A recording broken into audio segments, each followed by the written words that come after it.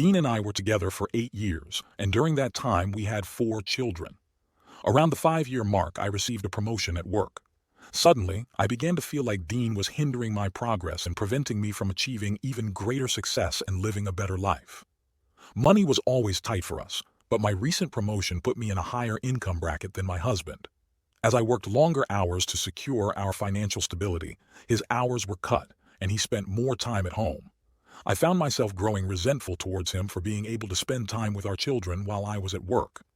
By the time I arrived home most nights, my family was already getting ready for bed or fast asleep.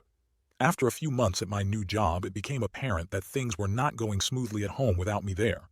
There were nights where the dishes were still dirty or the kids hadn't eaten dinner yet, something that would always make me upset with my husband. He promised to do better, but he claimed it was difficult being home all day. That excuse only angered me more. Over the next few years, things only seemed to go downhill. My work hours remained long and unpredictable, while his job status constantly shifted between full-time and part-time. It was a constant struggle to find a balance that worked for both of us. On one hand, I needed him to be working full-time to bring in more income. But on the other hand, my own schedule made it difficult for him to do so. Whenever he mentioned getting additional hours at work, I would immediately complain about the inconvenience. Yet when he worked fewer hours, I would criticize him for not making enough money. He would point out this contradiction, but I always brushed it off and told him he needed to figure it out. I was aware that it would annoy him, so I made a conscious effort to say it for everything. As time went on, I began to harbor resentment towards him and distance myself from him. I knew it hurt him, but I didn't care. If he truly didn't want to be hurt, then he should have made more of an effort to make me happy. I used that same excuse to justify talking to another coworker. At first I thought he was just a friend, but soon, our conversations at work turned into late-night texting, then exchanging pictures, then videos, and eventually, we started sneaking away to be alone together. Deep down, I knew it was wrong, but the thrill of it all made me feel alive again. My husband hadn't sparked that kind of feeling in me for years. I was exhausted from constantly feeling unhappy, and I knew I needed to make a change for myself. The breaking point was when I came home early one night and saw that Dean had cleaned the entire house, cooked dinner for our family, and picked out a movie for us to watch together. It used to be something that would make me melt, but that night I couldn't even look at him and fake being sick. For the rest of the night, I stayed in bed as Dean tended to me and constantly checked on my needs. He even prepared a different meal and brought it to me while I lay in bed. As grateful as I was, it also made me feel incredibly guilty. Then the guilt turned into anger, and by the end of the night I found myself texting with the other guy. In the following month or two, it didn't matter what my husband did. He could breathe and I would find fault with it most days. He would get upset at how I treated him, but I couldn't help myself. I would push and provoke him until he finally lost his cool. It was a vicious cycle, but I couldn't stop myself from fueling it because deep down I knew he would eventually explode. After most of our arguments, he would apologize for something I accused him of doing wrong, even if there wasn't anything specific. But I never apologized. Instead, I would find a way to make him feel even more guilty. In my mind, I was always right and he was always wrong. That was all that mattered to me. I pretended not to care when he discovered my relationship with the coworker. Inside, I was shattered to see him holding back tears, but I refused to let him see my pain. He was at his most vulnerable, and that's when I dropped the bomb. I wanted a divorce. I could almost hear his heart breaking in his chest. He begged and pleaded, saying we could work through it together. But I had no interest in fixing our marriage. Even though I ended things with the other guy, it didn't matter. I knew I could get him back anytime if I wanted. Despite Dean's efforts, I found myself constantly being mean and critical towards him. I would occasionally acknowledge his efforts, but for the most part I found any reason to lash out at him. It's not like he wasn't trying. He did everything he could to make me happy. The only thing that could have possibly made me happier was if he magically found a job that paid enough for me to quit working altogether. He claimed he was looking, but searching and actually finding a job are two very different things. During this period, I stumbled upon an online group for those discussing divorce, and I also joined a few other similar communities.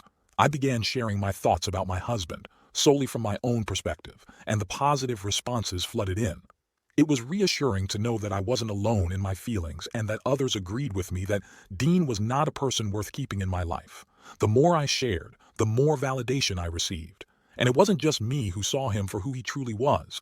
Even the vast internet community could see how terrible he was. I began saying hurtful things to him and even stopped acknowledging his presence. I was so sure of my own thoughts and the opinions of others that I sought out a lawyer and within a few weeks initiated divorce proceedings. I kept using online resources, including a few other websites, to reaffirm my beliefs and gain support for following through with my decision. And eventually, it happened. The divorce was finalized. The process went relatively smoothly. Dean's only request was for us to not get divorced and to try to resolve our issues. But I didn't care about that. He was the one who was broken, while I felt liberated. Now I could do whatever I pleased without any guilt or having to answer to anyone. It was an incredible sense of freedom. The initial relief of him moving out quickly faded. Within the first month, I missed garbage day 3 times and struggled to keep up with dishes and laundry. It got to the point where I had to sniff clothes to determine if they were clean enough to wear again. But what was worse, my children seemed unhappy and distant without their father around.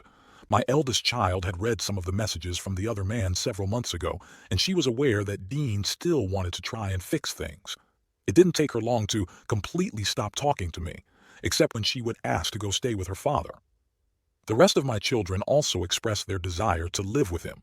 I tried my best to make them happy, but ended up resorting to buying them toys constantly, which only brought fleeting moments of joy. Managing my workload was becoming increasingly challenging while being a single parent. I couldn't work the long hours that were expected of me since there was no one else to watch the kids. Eventually, I reached out to Dean and asked him to help out. He never hesitated to come over and always offered assistance anytime. Whenever I returned home, I would find the dishes washed, laundry done, and sometimes even dinner prepared. He would simply tell me to call him if I needed anything else before leaving. One night, he even remembered to take out the garbage and bring it to the curb because it was garbage night, something I had forgotten once again.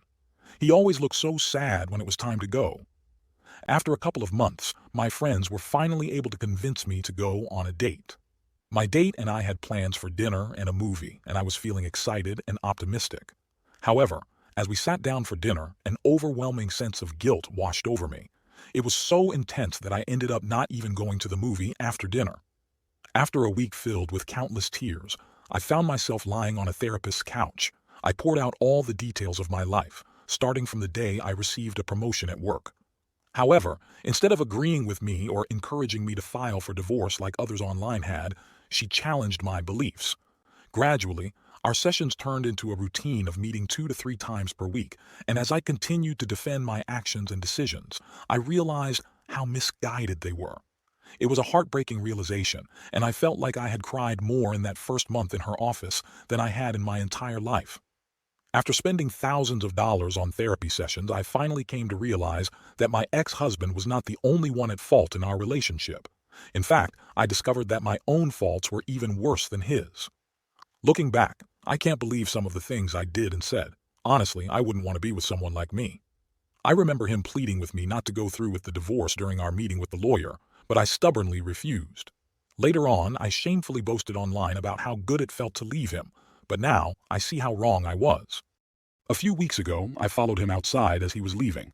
I mustered up the courage to ask about us getting back together. His eyes were filled with tears when he turned to face me, and a couple of them trailed down his cheeks. He confessed that he wasn't sure if he could give our relationship another chance. The pain from before had been too much for too long, and he feared if we got back together that I might just turn around and do it all again.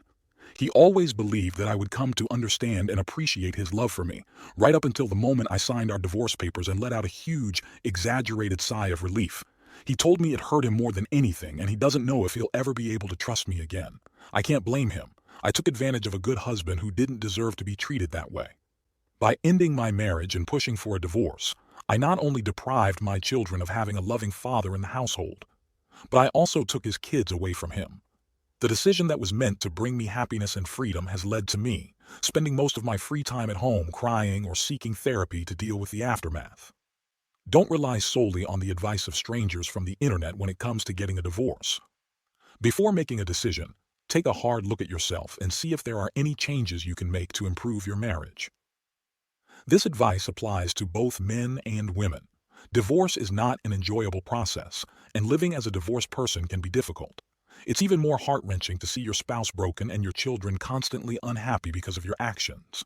The pain of that experience is unimaginable. My best wishes go out to all of you, and I sincerely hope that you will consider giving your marriages another chance. Thank you for listening.